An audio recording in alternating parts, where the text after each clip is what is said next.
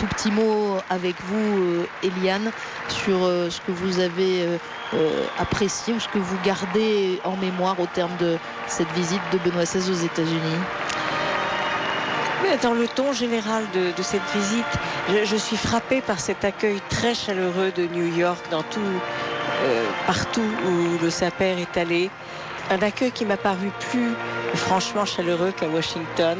Je ne sais pas, peut-être parce qu'il y a une plus grande majorité de... aussi différente. Oui, ce sont deux villes très différentes. Mais c'était très frappant ici. On avait l'impression qu'il était aimé, attendu, choyé, chéri, et qu'il l'a bien rendu aussi aux Américains parce qu'il était très souriant. Nous qui le voyons de manière régulière, il est vrai qu'on a découvert ici aux États-Unis un Benoît XVI beaucoup plus expansif que la plupart du temps quand on l'a vu avec les jeunes notamment, mais pas seulement avec les jeunes, même ce matin au Yankee Stadium, cet après-midi au Yankee Stadium, lorsque il a arpenté comme cela le podium pour s'assurer que de part et d'autre il avait pu saluer tout le monde d'un grand geste, que tout le monde avait pu le voir. On lui a vu un sourire, on lui a vu une spontanéité, on l'a vu manifester une émotion aussi devant toute l'affection qui lui était donnée, qui ne lui est pas coutumière. Peut-être que l'Amérique l'a déstressé. Peut-être qu'il est devenu un petit peu américain. Peut-être. J'ai aimé beaucoup, en pensant au stress, vaguement, ce qu'il a dit, ce que le Saint-Père a dit aux jeunes hier dans la prière, le besoin de trouver le silence. Et ça me paraît une chose qui est très importante pour nous tous ici, parce que le bruit, l'Amérique est bruyante. Elle est bruyante physiquement, enfin quand on est dans la rue et partout, mais il y a aussi une espèce de cacophonie. On vit dans un monde cacophonique où on nous propose tant de choix qu'on ne sait presque plus où donner de la tête. Et je pense que c'est très très important de nous avoir dit de respecter le silence et de tâcher de le trouver. Et de prendre le temps de s'arrêter pour retrouver l'intériorité aussi. Exactement.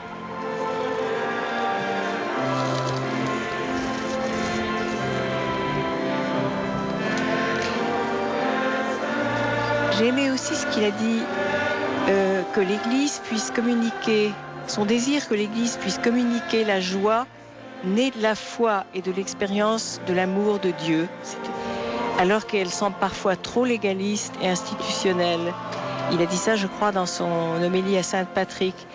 Et ça, je pense que ça parlera à beaucoup de personnes qui, effectivement, s'imaginent toujours que l'Église est très légaliste et très institutionnelle. Il a fait cette belle comparaison, cette longue analogie entre le bâtiment de Saint-Patrick et l'Église corps mystique du Christ, en expliquant qu'effectivement, oui, si vous regardez un vitrail, de l'extérieur, il a l'air parfaitement opaque, il a l'air noir, peut-être même lugubre, a-t-il dit.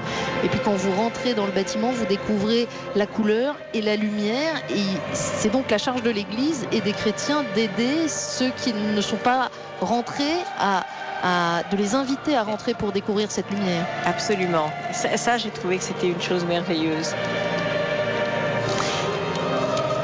Il va être bientôt temps de se quitter alors que les quelques milliers de personnes de cette Amérique multiculturelle à laquelle Benoît XVI a largement rendu hommage continuent de chanter dans le hangar 19 de l'aéroport Kennedy à New York. Un tout dernier mot, Eliane, est-ce que vous pensez que dans les communautés chrétiennes, dans les communautés catholiques à travers les États-Unis, dans les prochaines semaines, on va reprendre certains des textes de Benoît XVI, est-ce que vous pensez que ça va donner de l'énergie, par exemple, aux communautés locales ? Je l'espère beaucoup. Je l'espère beaucoup, mais quelquefois on oublie si vite dans notre culture, justement, où il y a tellement de choses qui se passent tous les jours. Espérons que ce voyage ne passera pas et qu'il marquera durablement dans le souvenir de tous ceux qui ont écouté le Saint-Père ces jours-ci. Merci beaucoup, Eliane, de nous avoir accompagnés. Et merci de m'avoir permis d'être avec vous pendant ces jours passionnants. Voilà, le pape va maintenant regagner l'Italie. Alors il y avait quand même 2 voyages à l'intérieur de cette visite aux États-Unis. Il y avait la visite apostolique à l'église des États-Unis, et puis il y avait ce rendez-vous avec les Nations Unies, avec la grande famille des nations.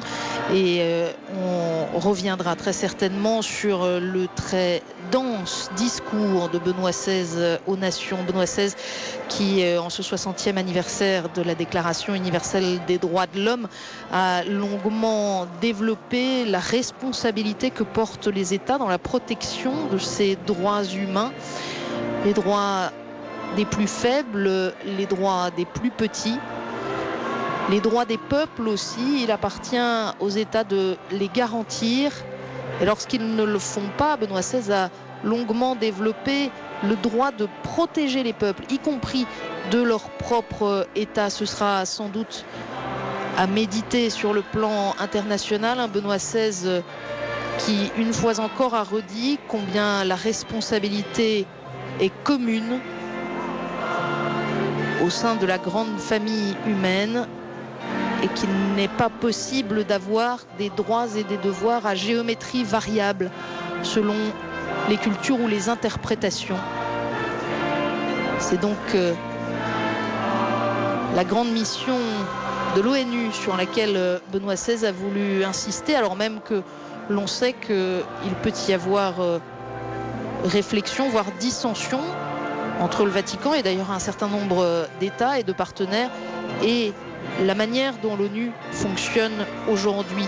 Mais la cause reste absolument essentielle, que celle de cet institut destiné à garantir le droit des individus et des peuples, le droit comme les droits, comme par exemple la liberté religieuse, a rappelé Benoît XVI. Et Benoît XVI qui a invité aussi à se méfier de ce que cette responsabilité partagée ne soit pas confisquée par quelques-uns, par les puissants.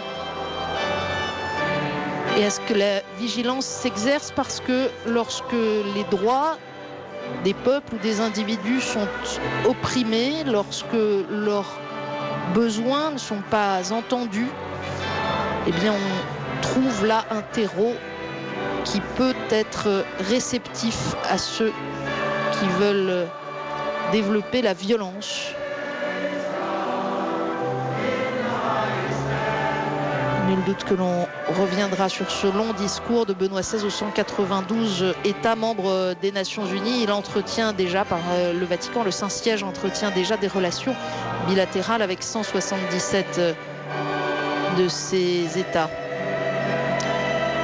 Visite aux Nations Unies, au cœur de cette visite aux États-Unis d'Amérique, alors que on voit les autorités qui prennent place au pied de la passerelle.